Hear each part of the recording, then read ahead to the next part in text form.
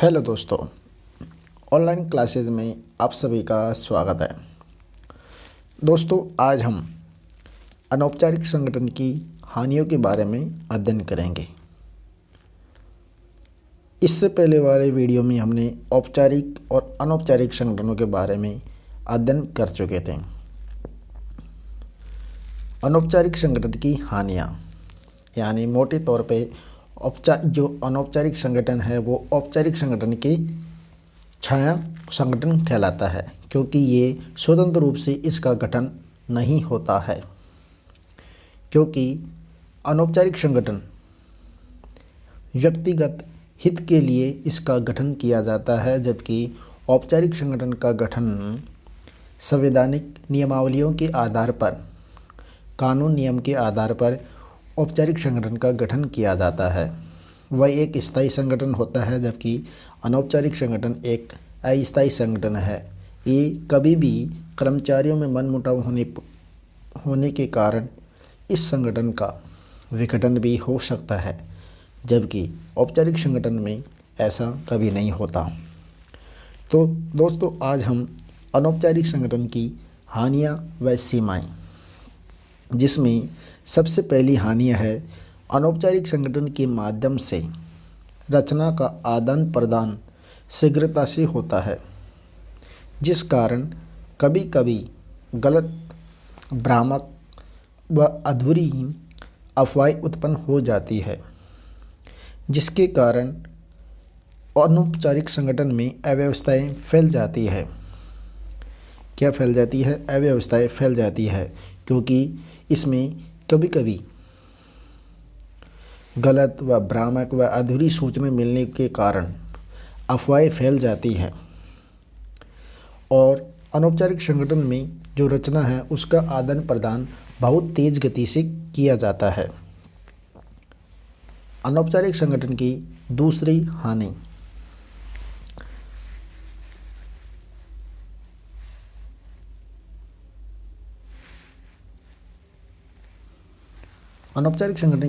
हानि है यह संगठन सुधारात्मक प्रक्रियाओं तथा परिवर्तन विरोध करते हुए तथा जड़ता को बढ़ावा देता है। यानी ये प्रक्रियाओं तथा परिवर्तनों का विरोध करता है और इसमें जड़ता का बढ़ावा देता है।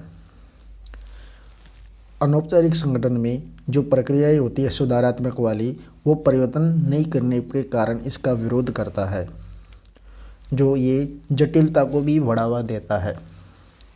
अनौपचारिक संगठन की तीसरी हानि यह अस्थायी तथा अल्पायु का होता है। यानी अनौपचारिक संगठन एक अस्थायी संगठन है और ये कम आयु का होता है, क्योंकि इसमें जो काम करने वाले कर्मचारियों में कभी मतभेद होने के कारण या विवाद उत्पन्न होने के कारण ये संगठन का विघटन हो जाता है। इस कारण इसकी अल्प आयु होती है और ये एक अस्थायी होता है। स्थायी इसलिए नहीं होता क्योंकि ये संवैधानिक व कानून नियमों के आधार पर इसका गठन नहीं किया जाता। यह एक व्यक्तिगत हित के कार्य के कारण इसका गठन किया जाता है।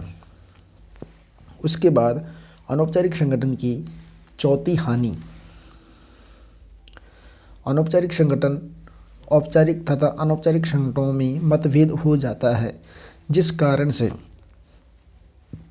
कार्यों में बाधा उत्पन्न होती है। जो कार्य होते हैं यानी औपचारिक और अनौपचारिक संगठनों में आपस में मतभेद होने के कारण और उनके कार्यों में बाधाएं उत्पन्न होने लग जाती है। इस कारण अनौपचारिक संगठन में हानि होती है। इस प्रकार ये अनौपचारिक संगठन की 4 हानियाँ थी। अब हम अगला हमारा टॉपिक आता है नौकरशाही का सिद्धांत। नौकरशाही का सिद्धांत। नौकरशाही का सिद्धांत क्या है? नौकरशाही का सिद्धांत, नौकरशाही शब्द की शुरुआत सर्वप्रथम सन 1746 में फ्रांसीसी अर्थशास्त्री विंसेंट डी गार्नी ने की थी। फ्रांसीसी अर्थशास्त्री विंसेंट डी गार्नी ने कहा है कि हमारे फ्रांस को एक बीमारी हो गई है जो हमारे को तबाह कर रही है, यानी हमको तबाह कर रही है। किसने कहा? एक यानी फ्रांसीसी अर्थशास्त्री विंसेंट डी गार्नी। उन्होंने कहा है कि हमारे फ्रांस को एक बीमारी हो गई है जो हमारे को तबाह कर रही है। इस बीमारी का नाम है ब्यूरोमेनियम। क्या नाम है? ब्यूरोमेनियम। इस बीमारी का नाम ब्यूरोमेनियम बताया गया है और नौकरशाही सिद्धांत का प्रतिपादन फ्रांसीसी अर्थशास्त्री विंसेंट डी गार्नी के द्वारा किया गया था। इस शब्द की शुरुआत यानी नौकरशाही शब्द की शुरुआत सर्वप्रथम फ्रांस में सन 1746 में की गई थी विंसेंट डी गार्नी के द्वारा, जिन्होंने फ्रांस में एक बीमारी हो गई जो फ्रांस को तबाह कर रही थी और उस बीमारी का नाम ब्यूरोमेनियम नाम बताया गया है विंसेंट डी गार्नी के द्वारा। एक विचारक है थॉमस कार्लाइन। थॉमस कार्लाइन ने नौकरशाही को महाद्वीपीय जंजाल बताया गया है। क्या बताया है? महाद्वीपीय जंजाल बताया गया है। थॉमस कार्लाइन ने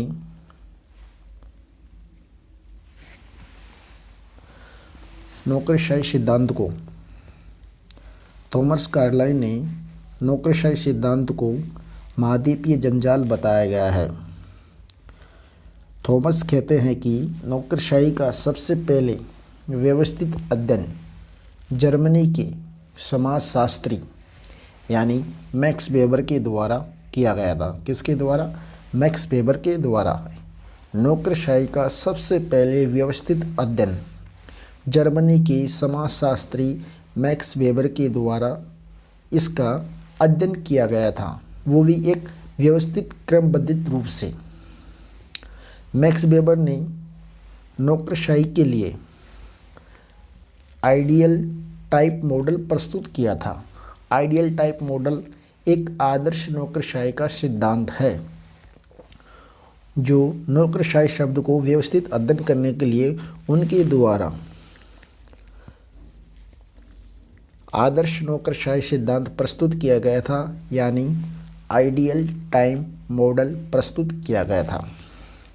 इस मॉडल के द्वारा मैक्स वेबर ने अपने इस सिद्धांत के आधार पर नौकरशाहियों को विवेकपूर्ण कानून नौकरशाही भी कहा है।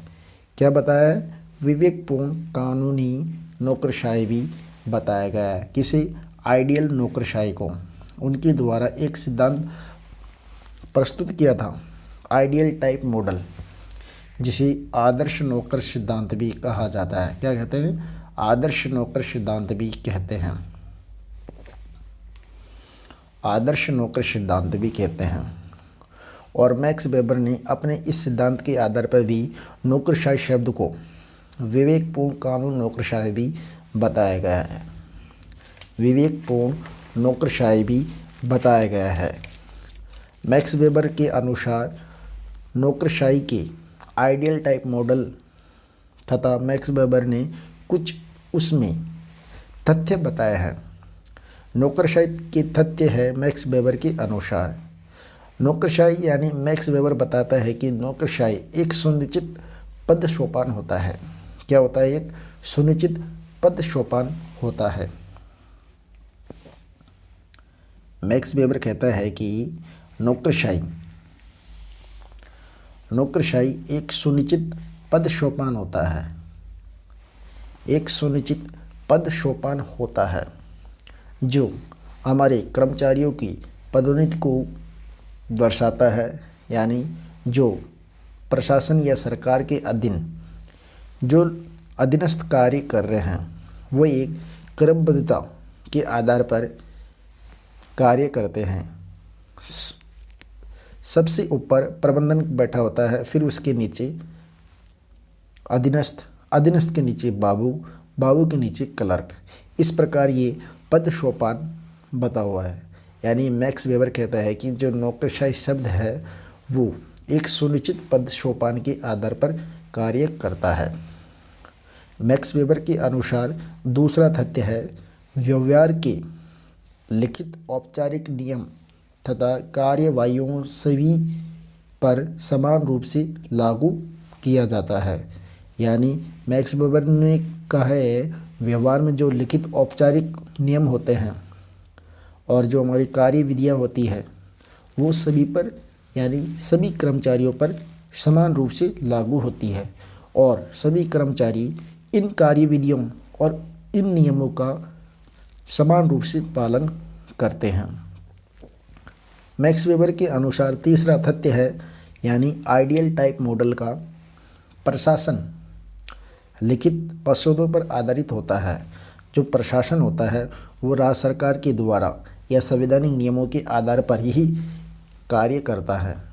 जो संवैधानिक नियम के आधार पर ही प्रशासन का गठन किया जाता है और प्रशासन एक लिखित मसौदे यानी एक लिखित नियम के आधार पर ही कार्य करता है और उन नियमों के आधार पर ही जनता को कार्य करता है। उसके बाद हमारा चौथा यानी नौकरशाही का चौथा तथ्य आता है परस्पर संबंधों में अव्यक्तता।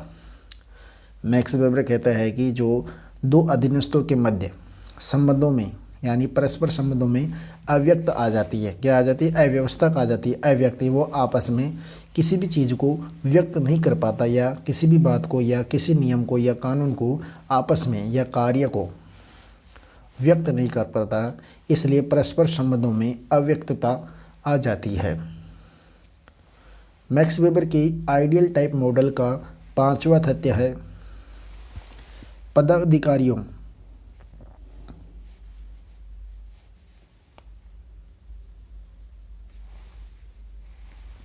पांचवा मॉडल ये कहता है कि पदाधिकारियों का चयन व पदोन्नति का उनकी योग्यता के पर निर्भर करती है। मैक्स वेबर कहते हैं कि जो नौकरशाही कर्मचारी होते हैं उनका चयन पद के आधार पर और उनकी योग्यता के आधार पर उनको पदोन्नति देनी चाहिए, ना कि बिना उनकी योग्यता व उनके पद के आधार पर उनका चयन करना चाहिए। पद का चयन उनके जो अधिकार है यानी जिस पद के लिए है वो योग्यता रखता है तो उस आधार पर उसका चयन करना चाहिए और उसकी योग्यता के अनुसार ही उसको वह पद संभालना भी जरूरी है। मैक्स वेबर छठे तथ्य का बताता है कि पद पर कार्य करने वाला पदाधिकारी पद को अपने कब्जे में नहीं ले सकता। यानी छठा नियम ये है कि जो कर्मचारी होता है जो पद पर कार्य करता रहता है, जो वहाँ का अधिकारी या अधीनस्थ होता है, वह अपने पद को कब्जे में नहीं ले सकता क्योंकि वो पद एक संवैधानिक प्रक्रिया का आधारित होता है, ना कि वह एक निजी। तो इस कारण जो संवैधानिक नियम के आधार पर ही उस पद की गरिमाओं का वह उन पर कार्य कर सकता है। इस प्रकार मैक्स वेबर के आइडियल टाइप मॉडल के कुछ तथ्य थे। अब हमारा टॉपिक आता है अगला, मैक्स वेबर के अनुसार नौकरशाही पर नियंत्रण के साधन। यानी मैक्स वेबर बताते हैं कि नौकरशाही पर कैसे नियंत्रण करें।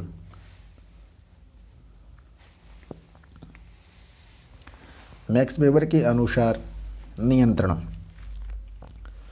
मैक्स वेबर कहता है कि नौकरशाही पर नियंत्रण करने के लिए 5 प्रकार के साधन बताए हैं। कितने प्रकार के? 5 प्रकार के साधन बताए गए हैं और वो 5 प्रकार के साधन कौन कौन से हैं? पहला आता है निर्णय निर्माण में एक से ज़्यादा व्यक्तियों का लगा होना। यानी जो निर्णय निर्माण कार्य करता रहता है या प्रशासनिक के द्वारा जो एक ही कार्य पर एक से ज़्यादा व्यक्तियों को लगाया जाना, तो उसमें से कम एक कर देना तो वो अपने आप नियंत्रण हो जाता है। दूसरा साधन ये है शक्तियों का अलगाव। यानी जो एक अधिकारी के पास पूरे अधीनस्थों को कंट्रोल करने के लिए शक्तियाँ है तो उन शक्तियों को आपस में पद के आधार पर डिवाइडेशन कर देना चाहिए। क्या कर देना चाहिए? बांट देना चाहिए। इसलिए नौकरशाही का भी कंट्रोलिंग हो जाता है या नियंत्रण हो जाता है। उसके बाद हमारा अगला साधन आता है अपरिपक्व प्रशासन यानी ऐसे गैर वेतन भोगी लोगों के द्वारा प्रशासन जो पेशावर नहीं है, जो ऐसे यानी जो गैर वेतन भोगी लोग हैं जो प्रशासन में पेशावर का कार्य नहीं करते यानी आम लोग, तो उनको भी अपरिपक्व प्रशासन होता है यानी वो एक ज़्यादा क्षमतावान नहीं होता है। चौथा साधन बताया है प्रत्यक्ष लोकतंत्र। प्रत्यक्ष लोकतंत्र क्या है? प्रत्यक्ष लोकतंत्र ये है कि मैक्स वेबर के अनुसार प्रत्यक्ष लोकतंत्र संसद के जो मार्गदर्शन में रखना यानी संसद में जो हमारे नेताएं जाते हैं उनको एक प्रत्यक्ष लोकतंत्र के द्वारा यानी जनता के द्वारा प्रत्यक्ष रूप से चुनकर भेजा जाता है। फिर वो जनता का प्रत्यक्ष रूप से संसद में जनता का मार्गदर्शन करता है, तो उसे प्रत्यक्ष यानी उस पर जो कंट्रोलिंग करना चाहिए, गलत नेताओं को चुनाव नहीं करना चाहिए, सही नेता का चुनाव करना चाहिए जो जनता को फ़ायदा दे। पांचवा साधन आता है प्रतिनिधित्व यानी चयनित निकायों के द्वारा इसका नियंत्रण करना। नौकरशाहियों पर प्रतिनिधित्व के द्वारा यानी चयनित निकायों के द्वारा ही नियंत्रण करना चाहिए। और मैक्स वेबर ने प्रतिनिधित्व नियंत्रण का सबसे ज़्यादा पक्ष भी इसी का लिया है। किसका लिया है? प्रतिनिधियों का पक्ष भी ज़्यादा ही लिया है। मैक्स वेबर के द्वारा प्रतिनिधित्व शब्द का सबसे ज़्यादा मैक्स वेबर ने पक्ष लिया गया है। इस प्रकार मैक्स वेबर के अनुसार नौकरशाही पर नियंत्रण करने के साधन थे। अब पढ़ेंगे हम, हमारी अगली हेडिंग आती है नौकरशाही के उदय के कारण। नौकरशाही के उदय के क्या कारण हैं? नौकरशाही के उदय के कारण मैक्स वेबर ने नौकरशाही के उदय के निम्न कारण बताए गए हैं। पहला कारण बताता है कि मैक्स वेबर धन अर्थतंत्र का पैदा होना, यानी जब धन अर्थतंत्र का पैदा यानी धन के कारण लोग नौकरशाही में भर्ती होने लग गए और उनकी मांग होने लग गई, यानी पैसों के कारण उनमें नौकरशाही उत्पन्न होने लग गई। सबसे बड़ी धन की कमी के कारण यानी नौकरशाही उत्पन्न होने का कारण भी बताया गया है। दूसरा कारण आता है हमारा जनवादी संस्थाओं का विकास होना। जो जनवादी संस्थाएं हैं उनका विकास होना। मैक्स वेबर ने नौकरशाही के उदय का दूसरा कारण जनवादी संस्थाओं या समस्याओं का विकास होना, जैसे जनता के द्वारा जो संस्थाएं उत्पन्न होने लगी और उनका विकास होने लगा तो एक नौकरशाही का मांग होने लगे। तो ये दूसरा कारण था जनवादी संस्थाओं का विकास होना। तीसरा साधन आता है जटिल प्रशासनिक समस्याओं का जन्म होना। जटिल प्रशासनिक समस्याओं का जन्म होना, ये तीसरा कारण है। जैसे धीरे धीरे जटिल समस्याओं का जन्म होते जाए तो एक नौकरशाही का उदय होने लग गया है। चौथा कारण आता है हमारा जनसंख्या वृद्धि। जनसंख्या वृद्धि, जनसंख्या वृद्धि आता है चौथा कारण। जैसे जनसंख्या वृद्धि होने लगेगी तो एक नौकरशाही की मांग होने लगेगी। पांचवा कारण आता है हमारा संचार के आधुनिक साधनों का विकास होना। आजकल देखिए नई नई टेक्नोलॉजी आने के कारण क्राइम बढ़ने लग गया, खबरें एक माध्यम से दूसरे माध्यम में शेयर होने लगी यानी साझा होने लग गई। फटाफट हर कार्य को टेक्नोलॉजी के द्वारा ही किया जा सकता है। इस प्रकार संचार के आधुनिक साधनों का विकास होने के कारण नौकरशाही का भी उदय हो गया। जैसे किसी फैक्ट्री में मजदूर लोग कार्य कर रहे हैं, उनकी जगह पर मशीन लगा दी, 10 मजदूरों की जगह एक मशीन कार्य कर सकती है। तो इसलिए एक नौकरशाही यानी जो आधुनिक साधनों का विकास होने के कारण नौकरशाही की भी पाबंदी होने लगी और उदय होने लगा है। छठा कारण है तर्कवाद का विकास।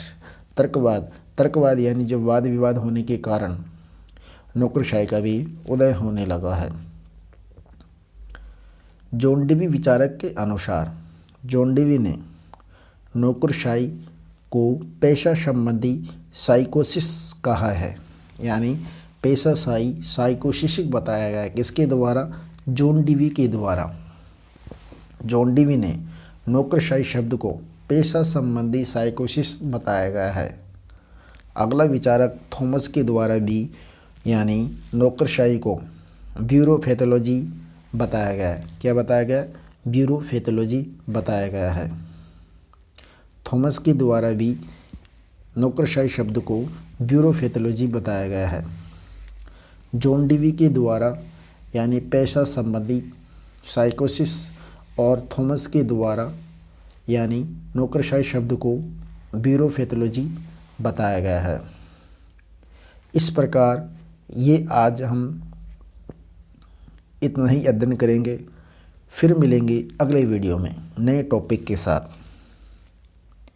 और दोस्तों, हमारे चैनल को आपने सब्सक्राइब नहीं किया तो अभी सब्सक्राइब कीजिए और शेयर कीजिए। नमस्कार।